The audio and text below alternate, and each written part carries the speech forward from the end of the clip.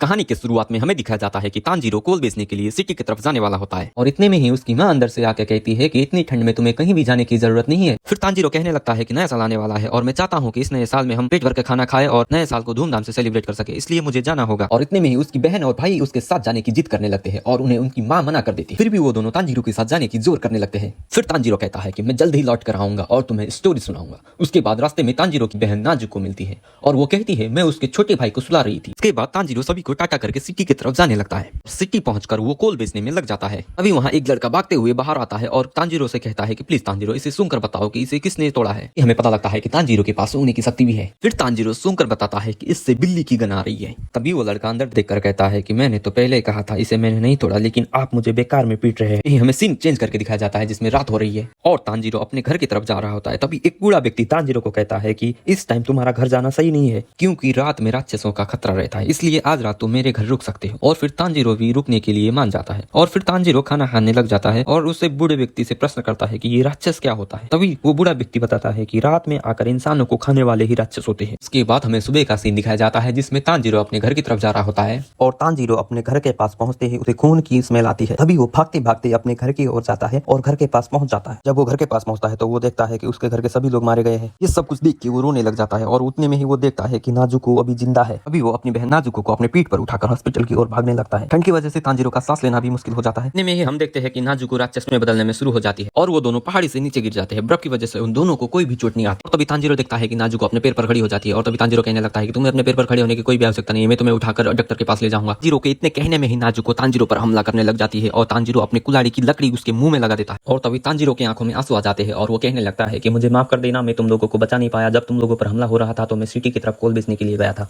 लेकिन तुम चिंता मत लो, मैं तुम्हें बचा लूंगा, ये तुम्हारे बड़े भाई का वादा है। इतना सब सुनते ही नाजुको की आंखों में से आंसू आ जाते हैं और इतने में ही हम देखते हैं कि एक लड़का नाजुको में हमला करने लगता है और तानजीरो उसे बचा लेता है। तब वो लड़का तानजीरो से पूछता है कि तुम इस राक्षस को क्यों बचा रहे हो, और तानजीरो कहता है कि ये मेरी बहन है। और तभी वो लड़का नाजुको को पकड़ के कहता है कि मेरा फर्ज है कि मैं हर किसी भी राक्षस को ढूंढ के मारूं ताकि वो किसी दूसरे पर हमला ना कर सके। और तानजीरो कहता है कि नाजुको ने किसी पर भी हमला नहीं किया, लेकिन मुझे मेरे घर से अजीब सी स्मेल आ रही थी, मुझे लगता है कि उसी ने मेरे घर वालों को मारा है, तुम नाजुको को छोड़ दो। वो लड़का बताता है कि नाजुको जरूर राक्षस की खून के संपर्क में आई होगी, इसलिए ये राक्षस बन गई होगी और ये इसी तरह अपनी जनसंख्या बढ़ाते हैं। और तभी तानजीरो कहता है कि मेरे बहन ने किसी को भी नहीं मारा, प्लीज इसे छोड़ दो। और वो लड़का कहता है कि तुम चुप रहो, अगर मैंने इसे यूं ही छोड़ दिया तो ये तुम पर हमला कर देगी। तभी तानजीरो कहता है कि इसे अच्छे से पता है कि मैं इसका बड़ा भाई हूँ, ये मुझ में हमला नहीं करेगी, मैं इसे कैसे भी करके ठीक कर लूंगा। और वो लड़का कहता है कि एक बार अगर कोई राक्षस बन जाए तो वो वापस इंसान नहीं बनती। लेकिन फिर भी तानजीरो गिड़गिड़ाते हुए कहता है कि प्लीज मेरी बहन को छोड़ दो। और वो लड़का कहता है कि तुम इसे ठीक नहीं कर पाओगे, अगर मैंने इसे छोड़ा तो तुम भी राक्षस बन जाओ। कहता है कि राक्षसों के पास शायद ही तुम्हारी बहन को ठीक करने का कोई उपाय हो, लेकिन वो तुम्हारी बहन की कभी भी मदद नहीं करेंगे।